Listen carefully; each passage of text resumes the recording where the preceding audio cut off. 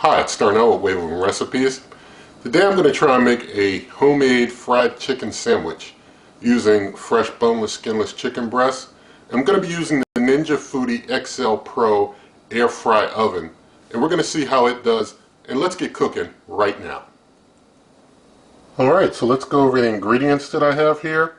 I've got 2 boneless, skinless chicken breast halves. I didn't weigh them out, but I guess you can kind of see them compared to the can of canola oil in size, but I've got some canola oil there. It's basically cooking spray, and I'll be using that later on. I'll explain that then. I've got 1 cup of all-purpose flour, 1 cup of yellow cornmeal here in the bowl. I've got 1 ounce of Old Bay seasoning. I've got a tablespoon of freshly cracked black pepper. I've also got some Montreal chicken seasoning here. I've got 2 large eggs, and I have 1 ounce of water. Nothing in this video is sponsored. To start, I'm just going to mix together my eggs and my water. Okay, so I've got the egg and water mix. That's going to be our egg wash. Now for the breading, I'm going to take these dry ingredients, the flour, the yellow cornmeal, the Old Bay, and the black pepper, and mix those together. I won't be using the Montreal chicken seasoning just yet, but I'm going to mix these other dry ingredients together. Alright, so we've got our breading and our egg wash together, and so now at this point I'm going to take and got to flatten out those chicken breasts. So this is how I'm going to flatten the chicken breasts out. Some people will do this and use like a kind of like a little meat hammer or something to kind of flatten that meat out. I'm going to do this other method that is going to, Lord willing, get this chicken breast flattened out. But I've got the chicken breast now, as you see, wrapped up in some plastic wrap. So just kind of wrapped it around in plastic wrap. And I've got myself here a rolling pin. I'm just going to basically try and press and roll on it a bit to try and press and flatten this chicken breast out a bit. But you know, you don't want it to have that big clob of necessarily too big of a hump of meat that you're trying to, you know, bite into or trying to cook through. You want to flatten this meat out a bit so that you have a chicken breast that is flatter. It is coming out of my wrap a little bit, coming onto the counter, but that's okay. So, kind of press in, and I guess if you have the little meat hammer, you want to pound it, you can pound it if that's your choice. But you got to get this meat a little flatter, and my counter is clean, so I don't really mind it coming off of the plastic wrap some onto the counter. It's okay. I guess I can just give it a pound. Just end up pounding it with a rolling pin. So that, sorry about that excess noise though, but gotta do what we gotta do. Gotta get it flattened out some. Gotta get it flattened out some so that it, you know, goes nicely on your sandwich. So got this one flattened out a bit, and so going to take this flattened out some chicken breast and set it like that there. Got myself some more plastic wrap, and I'm going to basically do the same thing or similar type of treatment with this other one. You can, as I said, use whatever method you feel is best to get the thing flattened out some, because you need it flattened out for a nice fried chicken breast sandwich. So I'm just going to continue with this one. Alright, so I got the second chicken breast half flattened out some. Of course, my counter is now totally toxic from chicken contamination. But I'm going to get my hands cleaned up. I'll just get these big pieces off, but this is still all contaminated with chicken for sure. I'm going to get my hands cleaned off real quick and then move on to the next step. Alright, so I've got my hands all cleaned off. Even though I use gloves and such, still good to wash the hands, make sure everything is, you know, hands are really clean. So what I'm going to do now, I'm going to take the chicken seasoning, I'm going to season both sides of the chicken breast here. So just season it up real good. This gives a really good taste under the bite. The Old Bay mixed into the breading also gives a real nice touch. So get things on the other side and season this side up. Alright, now that we got the chicken all seasoned up, the hand that was used to touch the chicken will be my wet hand and my wet hand, dry hand technique. And so what I'm going to do now, I'm going to start dipping the pieces of chicken into the egg wash here and covering in the egg wash. And after I get it in the egg wash, I'll use my dry hand to basically cover this with some breading. So just letting the chicken shake off a little bit, drop that in. And while I'm getting the one that's in the breading breaded up, I'm going to just, let the other one start kind of soaking a little bit in the egg wash so that it'll be ready when I want to grab it and put it into the breading. So just going to get this well coated. You can, this is more than enough breading to coat even more than what I'm cooking here. If you want to do some more, that's up to you. But I'm just going to do these two here. And so finish covering these up. So once I'm done with one, I just take it, and you want to make sure you get all parts of it really well covered. Just set it right there. Now I'll do the other one. Alright, so we got the chicken breasts all egg washed and breaded up. Now I'm going to take my cooking spray and going to spray both sides of the chicken. This helps to give it the real nice fried texture.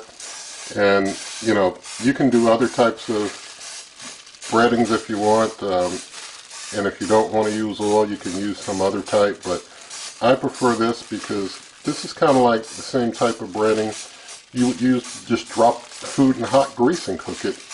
And so putting a little oil on the outside gives it, to me, a real nice fried type of texture and appeal. And this is my personal preference, but respect to you who do it, your own way differently. This is how I do mine.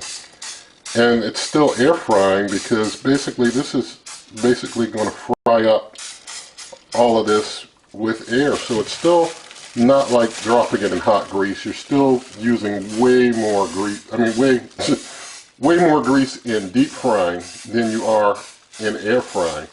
And air frying, the way I do it, I'm not using a whole lot of grease at all. I'm not deep frying, and it's not like these chicken breasts are swimming, literally swimming in grease like you do with the deep fry. So just spraying all over this side here, make sure that it's well coated. You basically don't want any white spots, or those will show in the final result is not well fried over. So this gives a real nice fried texture to things. So just spray that up like that there. There we go. So now everything's all nicely sprayed up. And I'm going to, let me just hit another spot right there. And now I'm going to open up the cooker and put it in just the basket on the third rack level up and close things up there. Alright, now that we've got it all in, I'm going to turn the Ninja Foodi XL Pro Air Fry oven on. I've got it on air fry. I'm going to bring my time for this one down to 30 minutes, and I'm going to bring the temp down to 425. Now, Lord willing, that should be sufficient, but we're going to do 425, 30 minutes, going to hit start, and we'll let that cook. I have no intentions of doing a flip of these chicken breast patties that I've made. Just going to let them cook in air fry, and Lord willing, after 30 minutes or maybe less, they'll look nice, but I'll bring you back.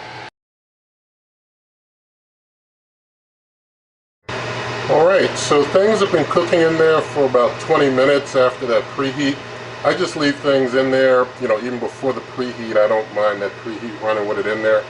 But I'm going to get things out. Got my thermopin to check temperature with because everything looks pretty good. Got a bit of a waft of smoke as I opened, but there was no smoke during the cook at all. You can see I'm in the 180s there. I'm in the 180s. All over that chicken breast I'm hot. 170s. So I'm done there. I'm all done in just 20 minutes. And so I'm going to take the smaller of the two because, I mean, I don't want to eat that big, huge thing right now. I guess that'll be for a sandwich later, but I've got some homemade bread here, and you can see that, you know, that bread is real big, and so it does hold the sandwich pretty well. I did forget to put some mayo on under the chicken breast, so I like my sandwiches to have some mayo underneath the meat, whatever meat it is, so I'm putting my mayo down there. So there we go. And my chicken breast is so tender it's trying to fall apart. So there we go. We've got our chicken breast patty on the meat. This other one here, I'll just take it and just set it there for safekeeping. We'll close things up there. I do want to show you up under here.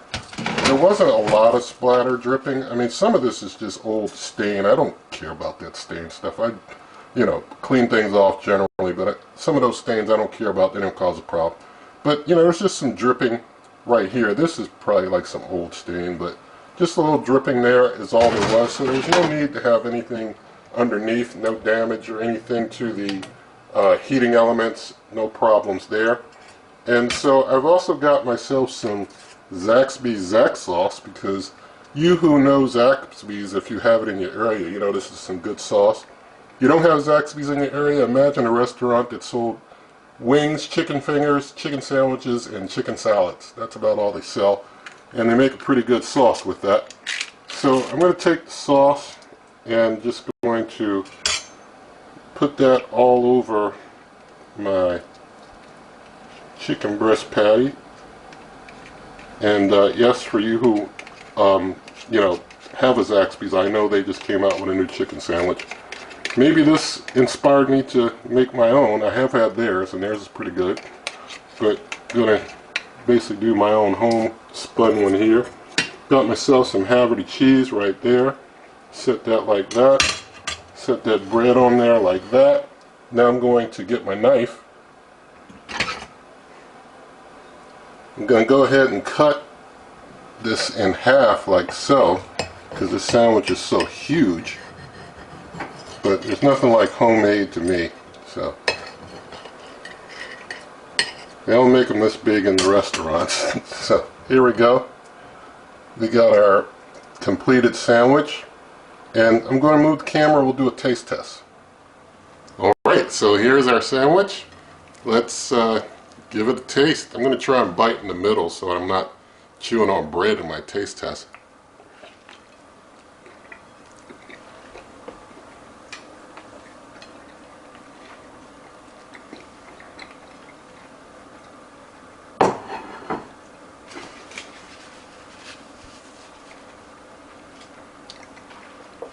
Excellent.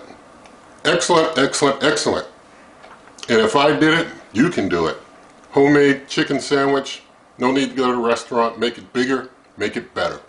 And so the full recipe, you can find a link in the video description. You can also find other recipes on my blog at superwaveovenrecipes.com. If you're interested in a cooker or, you know, stuff that I use in my videos, you can see the link in the video description to my Amazon shop. Pay the same price, help this channel.